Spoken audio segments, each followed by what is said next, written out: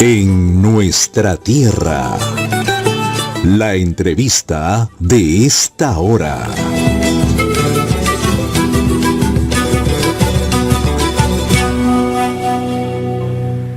Bien, iniciamos a esta hora ya la entrevista aquí en nuestra tierra. Vamos a estar ya en contacto con el profesor Óscar Chávez, coordinador del equipo de lenguas de la Dirección de Educación Intercultural Bilingüe, David, y también vamos a tratar este tema porque se inicia ya la Semana de las Lenguas Originarias en nuestro país.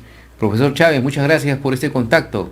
Bienvenido a nuestra tierra. Y Mainayan, Lizardo, un abrazo para ti, para todo tu equipo y también para el país. Ñoja, tu pues son juegan, ya vayan runa masiculata, kai runa simiri maskunata, napaikuni. Saludo a todos mis hermanos que hablan una lengua distinta al castellano, que son aproximadamente 4.400.000 en el país según el censo del 2017. De ellos, lógicamente, casi 4 millones de quechua hablantes, ¿no? Así que me he dirigido en esta última lengua, en el quechua. Qué bien, profesor. Y precisamente son más de 4 millones las personas que hablan diferentes lenguas en nuestro país. ¿Y cuántas lenguas originarias aproximadamente existen, profesor? Ya en este momento tenemos 48 lenguas originarias fuera del castellano, bueno, originaria digamos 48, y que pertenecen a 55 pueblos originarios reconocidos oficialmente. Por supuesto que más antes teníamos muchas más lenguas. Hasta ahora ya se han perdido 37 lenguas a lo largo de nuestra historia. ¿Y por qué se hace ello, profesor? ¿Por qué se va perdiendo las lenguas? Explíquenos, por favor. Sí, tiene que ver un poco con nuestra historia y también con la valoración, con la poca valoración que tenemos los peruanos, así como también las políticas que el Estado no lo ha hecho en su momento, ¿no? Recordemos que el tema es más estructural.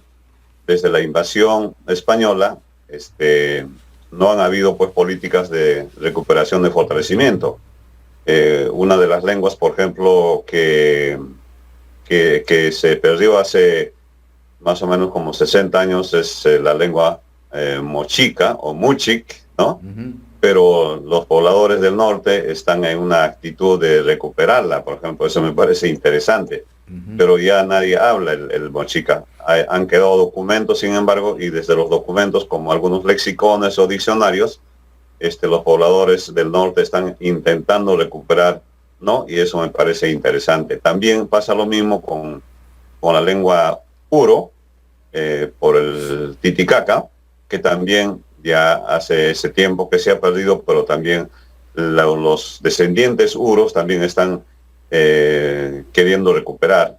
Tienen ya varias iniciativas de ese tipo y que el Estado lógicamente tiene que apoyarlos también, ¿no? Entonces tiene que ver por razones históricas, también por razones de poca atención de parte de los estados, de los gobiernos desde hace más de 200 años, ¿no? Y seguramente también ya de estos años que han pasado, años atrás, de poblaciones que van desapareciendo quizás, ¿no, profesor? Sí, efectivamente. De las 48 lenguas que tenemos, 7 están realmente en una situación crítica. Es decir, solo están siendo habladas por personas muy mayores, ¿no? En unos 5 o 10 años esas personas realmente físicamente desaparecen y desaparece también la lengua, porque ya nadie va a hablar. Claro. Dice que la lengua nunca muere, los que mueren son sus hablantes, y eso es lo que va a pasar. O sea, 7 lenguas están en esa situación, que solamente habla una persona, en el caso del Taoshiro, y en el resto de las lenguas 2 personas hasta 6 personas, ¿no? Y eso es sumamente preocupante, porque tampoco podemos hacer algo desde la escuela, porque en la escuela no hay estudiantes, no hay jóvenes, no hay personas adultas, solo son ya personas muy mayores que los hemos registrado, hemos incluso con ellos aprobado un alfabeto, y a través del alfabeto estamos dando algún material para que pueda de alguna manera pervivir la lengua, pero necesitamos hacer mucho más, ¿no? Así es, interesante. Y profesor, y también dentro de estas 48 lenguas que existen en nuestro país, así como han desaparecido muchas más, ¿han podido recuperarlas dentro de estas 48? ¿Se ha podido recuperar? de las que se habían desaparecido, o ya no se han podido recuperar las que se fueron? Ya, en realidad, varias de estas últimas lenguas que de este grupo que te mencioné, Lizardo, Sí. han sido recuperadas, porque más antes hablábamos de 45 lenguas, Ah, ok. después 47 y ahora 48, ¿no? En realidad hemos estado creciendo.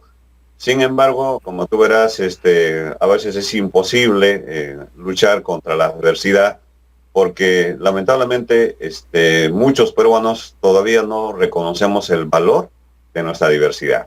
Todavía hay mucha gente que discrimina, hay un racismo muy fuerte contra los originarios, contra los indígenas, y eso hace también que los propios usuarios, los propios hablantes, se avergüencen y ya no enseñen a sus hijos, a sus nietos. Entonces se pierde, se rompe esa transmisión intergeneracional de padres a hijos. Por tanto, el futuro de la lengua es en ese sentido muy incierto, ¿no? Es muy vulnerable. En el caso de las lenguas supuestamente mayoritarias como el quechua, que tiene casi 3.900.000 hablantes, igual está pasando. O sea, los chicos, los niños ya no están hablando, o son bilingües que solamente entienden, pero se están castellanizando, y eso es realmente preocupante. Justamente tiene que ver, por un lado, por las políticas del Estado, que ahora de alguna manera en educación estamos trabajando bastante, pero también tiene que ver con la actitud del entorno, de la población, Exacto, de la sociedad hegemónica que discrimina, ¿no? Claro, profesor, porque los padres deben saber que, por ejemplo, sus hijos, los niños que hablan 2 o más lenguas, ellos van a tener mayores ventajas para el aprendizaje y sobre todo la mayor comprensión de su entorno social, ¿no es así? Exactamente, está demostrado por la ciencia de la lingüística, de la psicolingüística.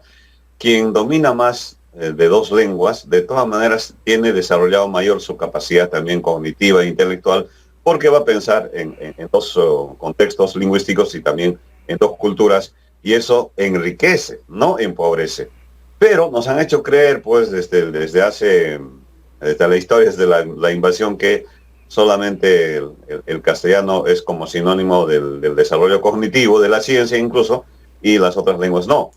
Esa actitud colonial realmente perdura muchísimo en nuestra cabeza, pero poco a poco estamos rompiendo ese tema. Los padres de familia cada vez se están informando que sus hijos tienen que mínimo ser bilingües. O sea, ¿cómo quisiéramos que nuestros hijos sean bilingües naturales, y si es mejor trilingües, o que hablen más lenguas, como ocurre en otros países de Europa, por ejemplo, ¿no? Claro. Entonces ese es un tema que se necesita seguir informando a la población. Ahora, en ese sentido, profesor, ¿cómo viene trabajando el Minedu para implementar esa política en diversas instituciones educativas, por ejemplo, en el interior del país y también, ¿por qué no, en nuestra capital? Sí, en el caso de la educación intercultural bilingüe, que es lo que nos compete como Ministerio de Educación, ahí en el Ministerio existe una dirección de educación intercultural bilingüe que ve este tema de la educación en el país. Desde el 2016 hay una política sectorial de educación intercultural bilingüe.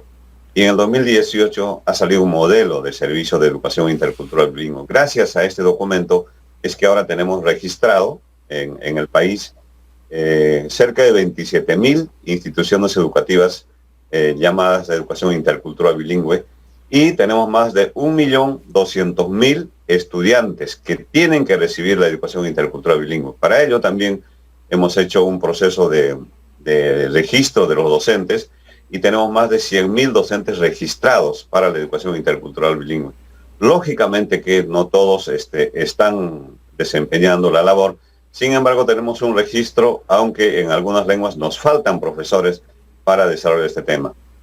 Además, hemos desarrollado materiales educativos en 32 lenguas, que son cuadernos de trabajo para trabajar lectura, escritura, para trabajar matemática, en 32 lenguas, pero también estamos preparando materiales de biblioteca, materiales complementarios en 41 lenguas. Ahora, profesor, estos materiales que se preparan, por ejemplo, están en diversos niveles, quizás, ¿no? Porque se tiene que tener en cuenta los niveles de inicial, primaria y secundaria. Exactamente. En este momento estamos priorizando el nivel de educación inicial y primaria y estamos entrando a secundaria.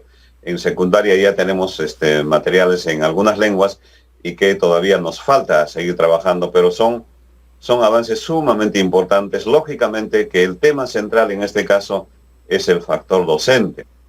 El docente tiene que estar muy bien preparado, capacitado, claro, como para poder enseñar en la lengua originaria, pero también tiene que enseñar castellano como segunda lengua. Es decir, los chicos que hablan una lengua originaria tienen el derecho de aprender un castellano con una metodología comunicativa, activa, ¿no? Desde la gramática, ¿no? Y para que puedan también desempeñarse en donde sea.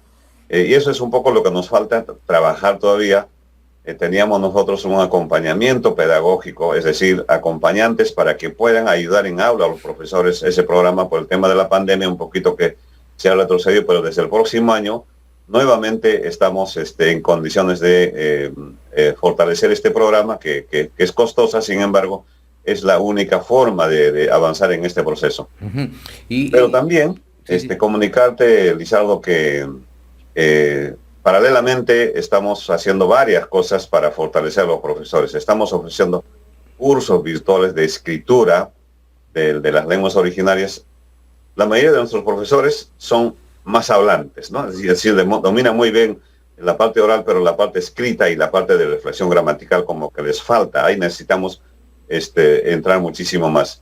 Pero también anuncio que estamos haciendo un convenio, ya hemos firmado en realidad el convenio con este programa mundial que es Duolingo de enseñanza de lenguas, que tiene su sede en Estados Unidos, ¿no?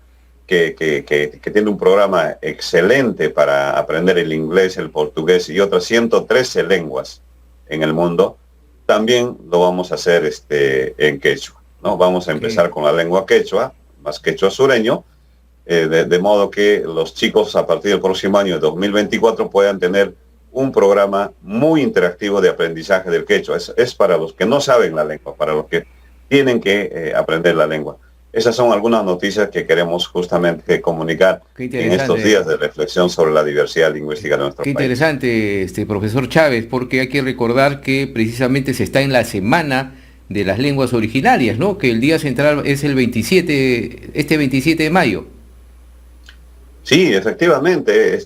Por eso que gracias por tu espacio que nos permite reflexionar, porque no podemos fácilmente y ser cómplices de la desaparición de tanta diversidad, de tanta potencialidad, no solamente lingüística, sino también cultural. Recordemos cómo nuestros antepasados han llegado a conocer más de 5.000 tipos de papa, impresionante, más de 45 especies de maíz, cada especie con sus tipos, y el conocimiento de las plantas, más de 4.400 plantas, según Antonio Brad.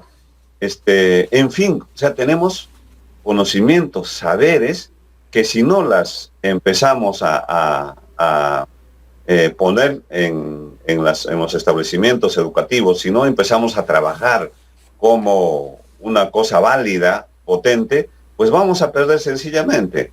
Por eso que es importante reflexionar y también tener una actitud. Por ejemplo, una cosa te digo seguramente que no conoces, pero estas casi 27.000 instituciones educativas están en el país, pero no en Lima. Uh-huh.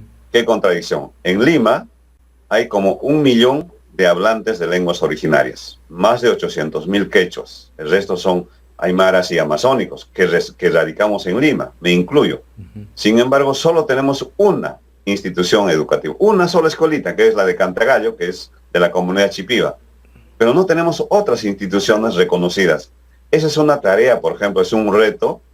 Lógicamente que en Lima muchas instituciones quisieran trabajar también la educación intercultural bilingüe, enseñanza de las lenguas originarias, enseñanza de los conocimientos, de los saberes. Sin embargo, todavía no hay las condiciones respectivas. Esa es una demanda que esperamos que nuestras autoridades también mayores de la alta dirección puedan también autorizar que en Lima, por ejemplo, empecemos progresivamente a trabajar la educación intercultural bilingüe, así como lo venimos haciendo en el país, ¿no? Bien, mucho por hacer, profesor, interesante todos estos temas que usted nos ha dado a conocer, y hay que recordar a nuestros oyentes y televidentes y a las autoridades que al mantenerse viva una lengua, se mantiene viva una cultura. Muchas gracias, profesor Oscar Chávez, por este contacto, y en esta semana precisamente hay mucha actividad. El día central es el 27 de mayo y vamos a seguir conversando seguramente más adelante para que siga con sus aportes, y bienvenido aquí a nuestra tierra. Muy amable, un abrazo.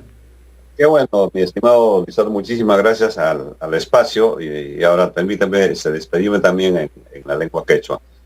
Ya está Masicuna, hay un Masicuna, Kai Puchaukunan, Simenchispa Raimen. Chaeja Sumastaya, Yuya Manaspa, Jamutarispa, Kai Siminchiskunata, Ñaupa Simikunata, Ñaupahman por el Dichis. Ama Ejon Hasucho, Ama Kenjakusuncha, Amaponi, Amaponi.